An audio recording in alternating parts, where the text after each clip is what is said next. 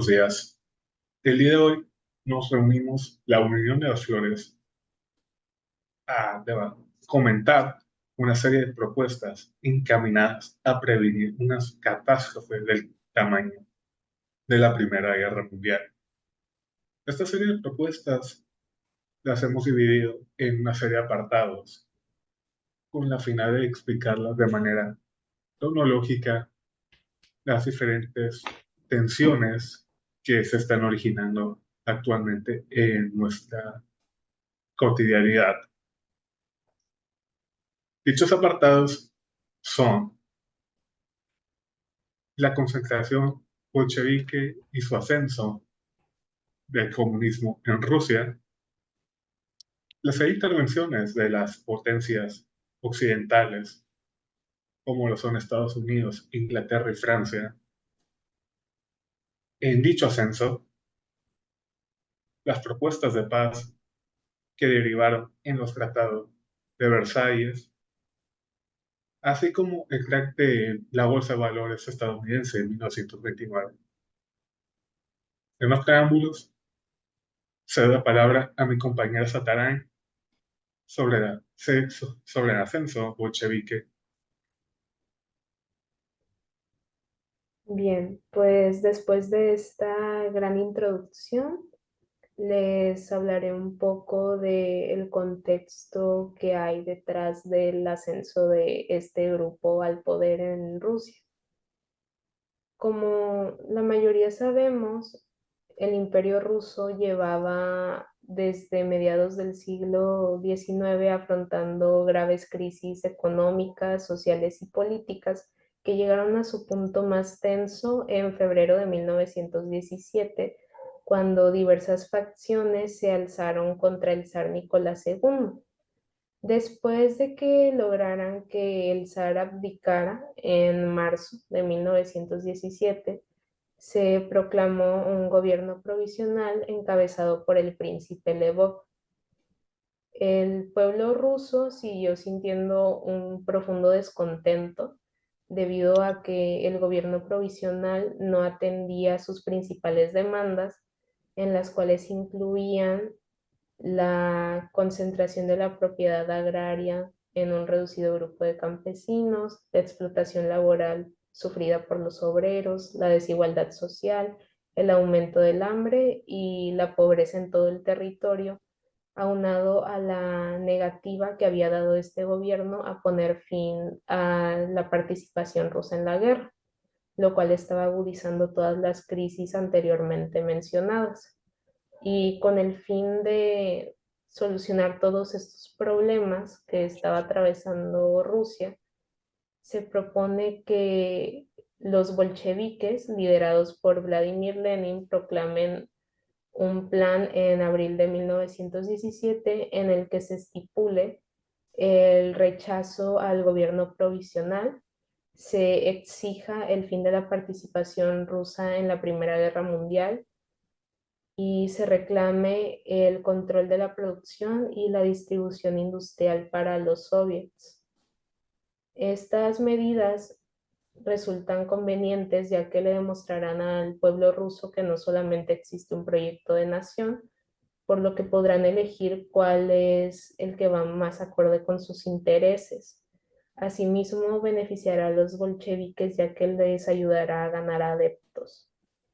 Siguiendo con la línea del ascenso bolchevique, se propone que tras el derrocamiento del gobierno provisional encabezado por Kerensky el 8 de noviembre de 1917, los líderes bolcheviques Vladimir Lenin, León Trotsky y Joseph Stalin deberán implementar un plan con el fin de extender la revolución al resto del territorio ruso. Y dicho plan deberá basarse en cuatro aspectos fundamentales que son la tierra, el trabajo, la paz y la creación de un nuevo Estado. A mi compañera Amelie le cedo la palabra para que dé unas recomendaciones sobre la tierra. Ok. Bueno, para entender la problemática que existía sobre el aspecto de la tierra, pues desde el gobierno de Nicolás II, del zar Nicolás II, hasta la caída del gobierno provisional en 1917, el campesinado ruso había demandado el reparto de tierras, debido a la concentración de la propiedad de la tierra en un reducido grupo de campesinos ricos, conocidos como los kulaks. Entonces, lo que nosotros proponemos es que es necesario abolir la propiedad privada e iniciar la nacionalización de todas las tierras que habían pasado a ser propiedad del Estado con la llegada al poder de los bolcheviques, para así distribuirlos colectivamente entre el campesinado para su explotación. Estas medidas pues tienen el objetivo de satisfacer la demanda del reparto de tierras y obtener así el apoyo del campesinado para consolidar el poder. Gracias, Amelie. Siguiendo con las recomendaciones que les estamos haciendo a los bolcheviques, en el aspecto del trabajo, se recomienda que nacionalicen las industrias y los bancos, además de que establezcan una jornada laboral de 8 horas y creen comités obreros que sean los responsables de dirigir las fábricas. Además, estos comités deberán ser dirigidos por el partido bolchevique para que estos puedan tener un control más directo del sector obrero, que es un gran aliado del partido. El siguiente aspecto que consideramos fundamental es el de la paz. Sobre este punto, recomendamos que soliciten un armisticio al Imperio Alemán, al Imperio Austrohúngaro y al Imperio Otomano a finales de 1917 a más tardar, con el fin de negociar la paz, ofreciendo la cesión de los siguientes territorios, que serían Finlandia, Estonia, Letonia, Lituania, Ucrania, Karelia y Besarabia a los imperios centrales, mientras que los territorios de Kars, Ardahan y Batum serían cedidos al Imperio Otomano. Con esta propuesta creemos que se beneficiará el gobierno bolchevique, ya que esto contribuirá a la disminución de tensiones dentro de la sociedad, de modo que podrán concentrar sus esfuerzos en la extensión y consolidación de la revolución soviética.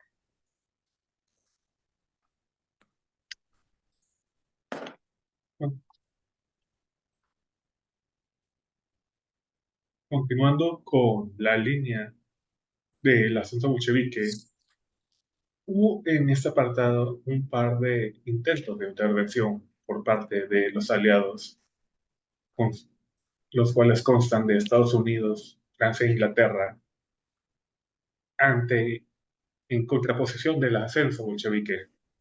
Una de estas medidas ha sido las establecidas en Vladivostok, pre-Vladivostok, donde el representante del gobierno estadounidense, Woodrow Wilson, junto a su secretario de Estado, Robert Lansing, discuten la posibilidad de intervenir mediante un apoyo monetario al cosaco del Don, Kaledin, para que se establezca en Rusia una, un nuevo gobierno militar.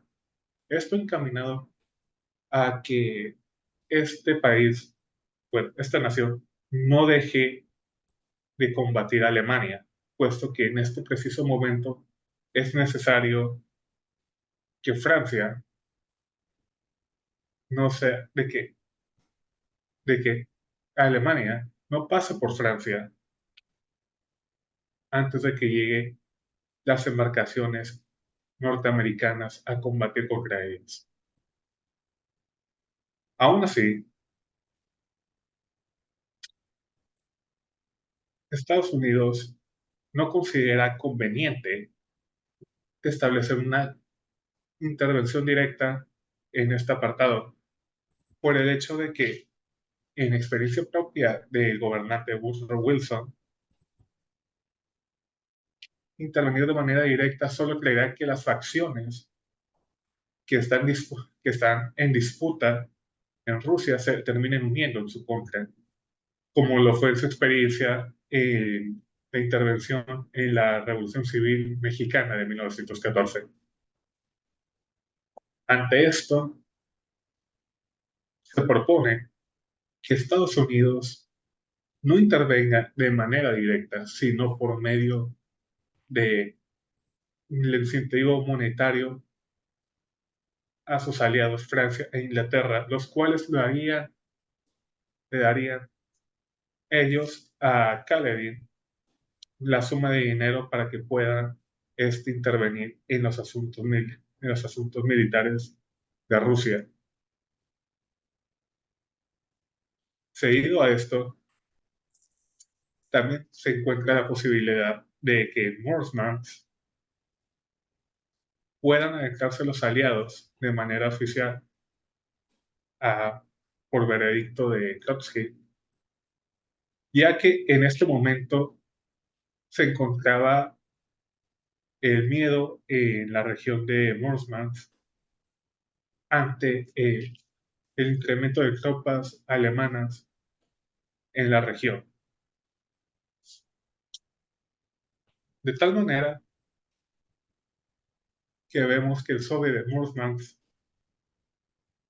solicita a esta figura de Trotsky el 1 de marzo de 1918 ayuda, a lo que responde que éste debe estar dispuesto a aceptar cualquiera que le propongan las tripulaciones aliadas,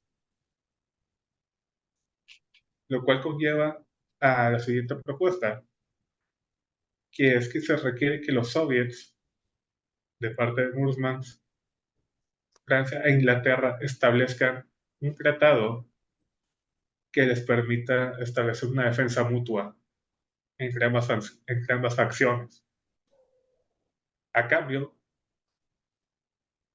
se les permite el paso de un buque de guerra norteamericano por la región de Murmansk y el despliegue de más de 200 efectivos militares por parte de los aliados. Continuado esto,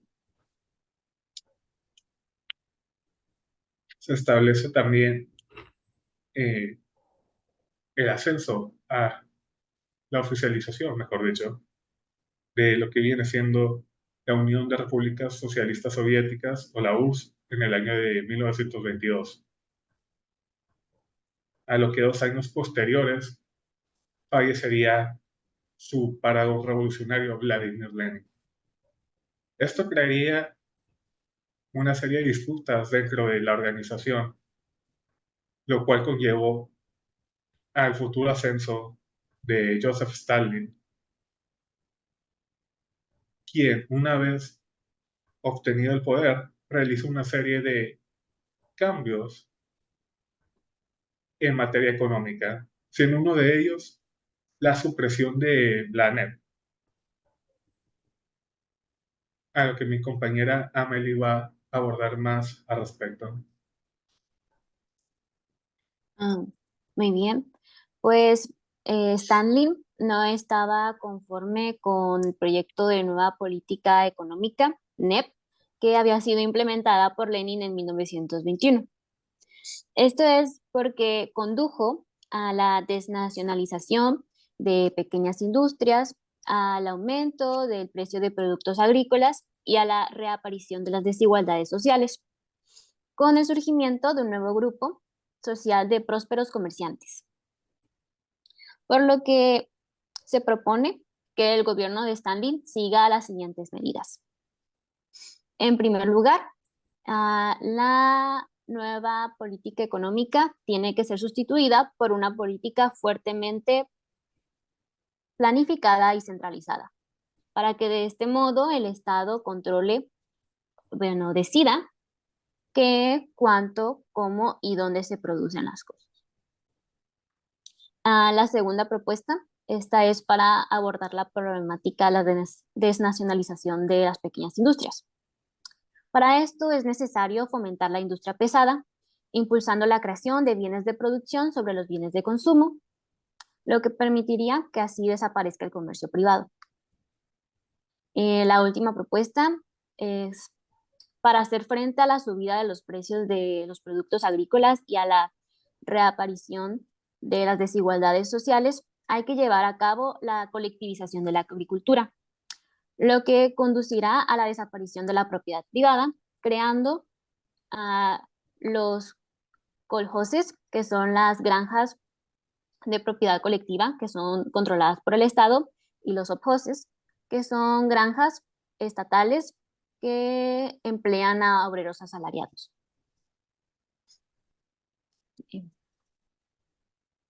Con esto pasaremos al siguiente bloque de nuestras temáticas, el cual corresponde a la Gran Guerra, la cual fue detonada por el asesinato del archiduque Francisco Fernando y se ha prolongado más de lo esperado, por lo que ha tenido consecuencias atroces para las potencias involucradas y en general para todo el mundo. Las partes involucradas se encuentran profundamente desgastadas, por lo que el conflicto no podrá sostenerse por mucho tiempo.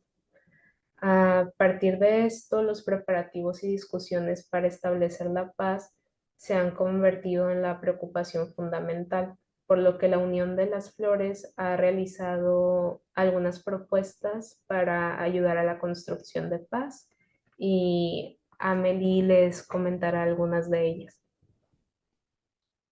Muy bien.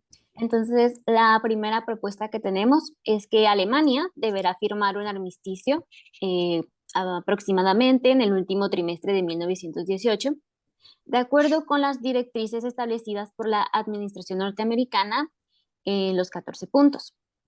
Esta medida será beneficiosa, ya que propiciará el cese de las hostilidades y el inicio de las negociaciones para la paz. En segundo lugar, tenemos que el bloque conformado por Francia, Gran Bretaña y Estados Unidos deberá convocar una conferencia de paz en 1919 para crear y firmar una serie de tratados con los demás países involucrados en los conflictos, que vendría siendo Austria, Hungría, Bulgaria, Turquía y Alemania. Esto con el fin de diseñar el nuevo sistema internacional, que debe basarse en el respeto de los principios liberales y democráticos y el derecho a la autodeterminación de los pueblos. Nuestra siguiente propuesta es que antes de la formulación de los tratados de paz, se propone la elaboración de un pacto, el Pacto Covenant, en el cual los signatarios se comprometen a aceptar el compromiso de no recurrir a la guerra, a una rigurosa observancia del derecho internacional y a mantener el respeto de las obligaciones contraídas en los tratados. Ahora, hablando de los tratados, pues primero tenemos en que se debe elaborar un tratado de paz entre Alemania y las potencias aliadas, que pues vendrían siendo de nuevo Francia, Gran Bretaña, Estados Unidos y sus estados aliados. Este deberá firmarse en 1919 y deberá incluir todo lo establecido en el Pacto Covenant. Luego tenemos a Austria y Hungría, que estas se habían separado, Hungría se había separado de Austria previo a la conferencia de paz. Entonces, con los tratados se tiene que realizar uno, pues para cada uno. Primero tenemos a Austria. Se debe firmar un tratado de paz con Austria en 1919, con el cual se le impondrán cláusulas territoriales, militares y compensaciones económicas por su participación en la Primera Guerra Mundial del lado de la Triple Alianza. En el caso de las cláusulas militares, el ejército austriaco quedará reducido a un máximo de 30.000 hombres. En el caso de las compensaciones económicas, pues se le impondrá el pago de reparaciones como parte responsable del conflicto. Y entre las cláusulas territoriales, pues se encuentra que el Estado austriaco quedará circunscrito a la región alpina y una modesta extensión en la llanura danubiana que suponía 84.000 kilómetros cuadrados y 6.500.000 habitantes. En los reajustes en la frontera austroitaliana, el Trentino y el Alto Adigio hasta el paso estratégico del Brennero serán cedidos a Italia. Y en cuestión de cesión de territorios, pues el viejo reino de Bohemia, Moravia y la Silesia austriaca pasarán a la República Checoslovaca. Bucovina a Rumania, la Galicia Oriental a Polonia y los territorios de Dalmacia, Bosnia y Herzegovina al reino serbio, croata, esloveno, que vendría siendo Yugoslavia. Muy bien. Ahora en el caso de Hungría, pues se firmará un tratado de paz en 1920, el cual reducirá su extensión a 92.000 kilómetros cuadrados e impondrá el pago de reparaciones y la reducción de su milicia a un máximo de 35.000 hombres, como respuesta a los daños causados durante la Primera Guerra Mundial. También cederá los territorios de Fiume, Eslovenia, el Reino de Croacia, el Banato Occidental y Bačka al nuevo Estado de los Eslavos del Sur, que es Yugoslavia. Asimismo, concederá Eslovaquia y la Rutenia subcarpática a Checoslovaquia y el Banato Oriental y la mayor parte de Transilvania a Rumania. Gracias, Amelie. Yo les hablaré del caso de Turquía para cerrar con la temática de los tratados de paz. Como sabemos, después del final de la guerra y debido a las condiciones de paz que le fueron impuestas al Imperio Otomano, se dio una revolución nacionalista en el territorio turco, de la cual resultó el nacimiento de la República de Turquía, por lo que las potencias vencedoras de la Gran Guerra se han acercado para iniciar negociaciones de paz con el fin de que el nuevo gobierno turco pueda ratificar el tratado. Para esto proponemos que en el tratado se incluyan las siguientes determinaciones, que serían la devolución de territorios a Turquía, más específicamente en la región de Europa se quedarían con Estambul y algunas partes de los territorios aledaños, que además quedaría reducida a Asia Menor y le serían reintegrados los territorios de Tracia Oriental, Esmirnia, Armenia y Kurdistán.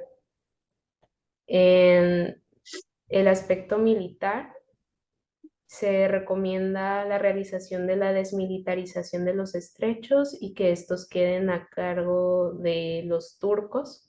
Además, se recomienda que desaparezcan las restricciones impuestas anteriormente en el aspecto militar,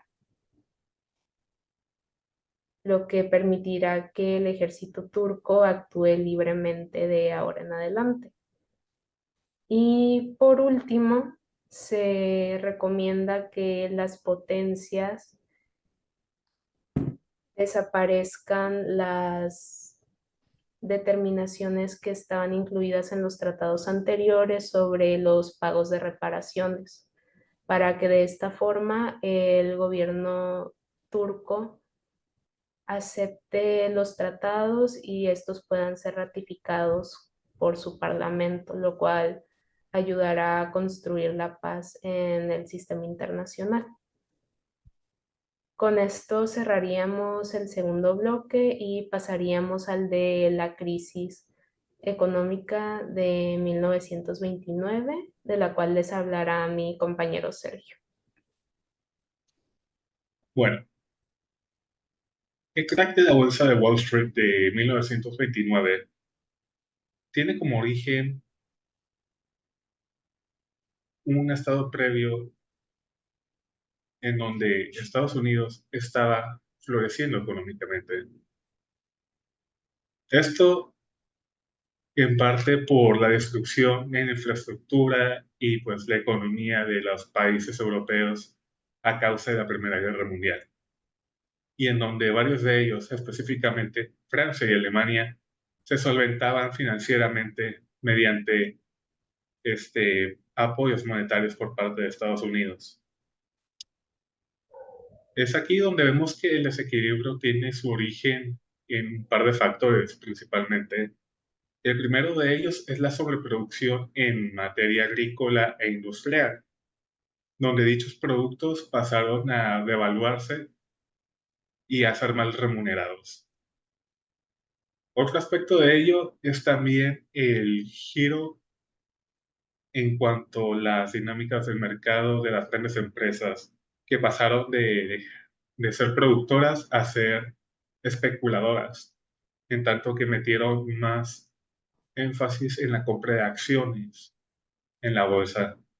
Dicha dinámica también fue, de cierta manera, copiada por la clase media, que empezaron a endeudarse, no solamente en la compra de productos, de bienes, como pueden ser los carros o algún tipo de electrodoméstico, sino también el endeudarse por la compra de títulos y de acciones, las cuales se tenía la idea de que se podía obtener un ingreso a corto plazo que, que solventara el gasto de dicha acción. A partir de esto, se elabora una serie de propuestas, las cuales están encaminadas pues, a mitigar estos efectos, ¿no? Una de ellas, considero, es la necesidad de el actual presidente norteamericano, Franklin D. Roosevelt, de crear una serie de proyectos encaminados a la intervención del Estado en la economía norteamericana.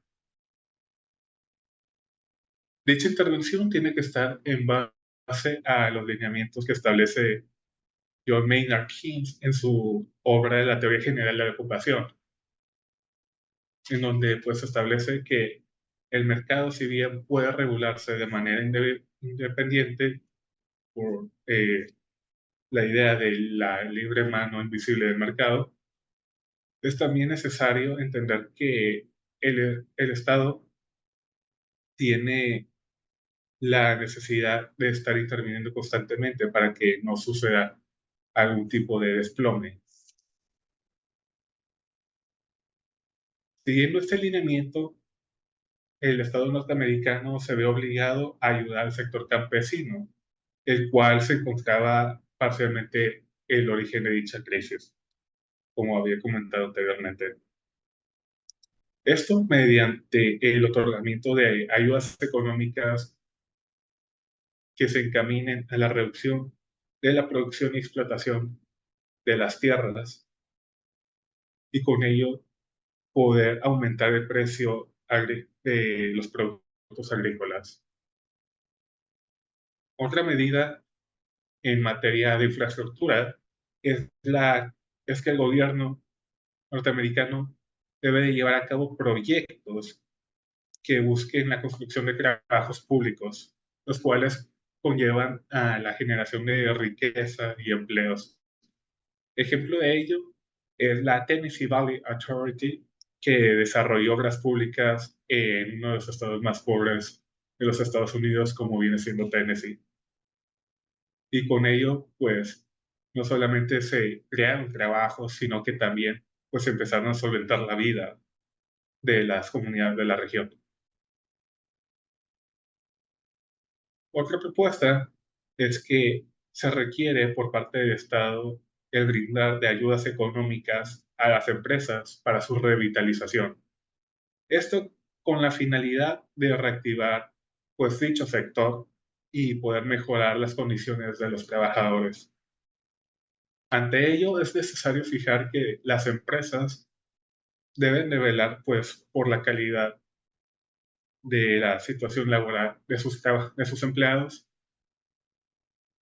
mediante el compromiso de fijar salarios mínimos a todos sus trabajadores y el establecimiento de una jornada de 8 horas. Por último, el Estado requiere poner en marcha un par de medidas para prevenir futuras catástrofes financieras. Una de ellas, la devaluación de la moneda con la finalidad de que el precio de los productos lleguen a aumentar. Y la otra es la toma de control de los bancos por parte del Estado, claro.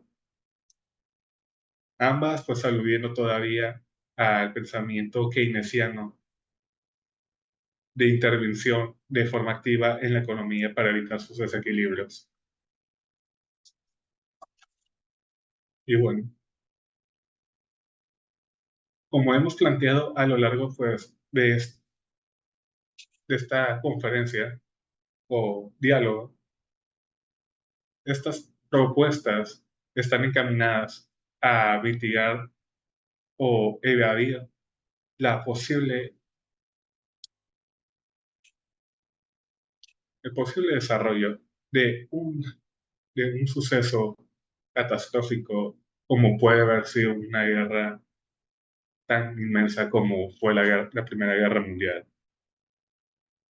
Esperamos con ello se pueda incentivar no solamente el diálogo y la paz entre las distintas naciones, sino también encaminar una nueva filosofía económica orientada al establecimiento y control del mercado para que se pueda regular y por ende no se deje al libre albedrío de las disposiciones o las vidas de múltiples personas, como vienen siendo los trabajadores del campo, de la industria y el proletariado en general.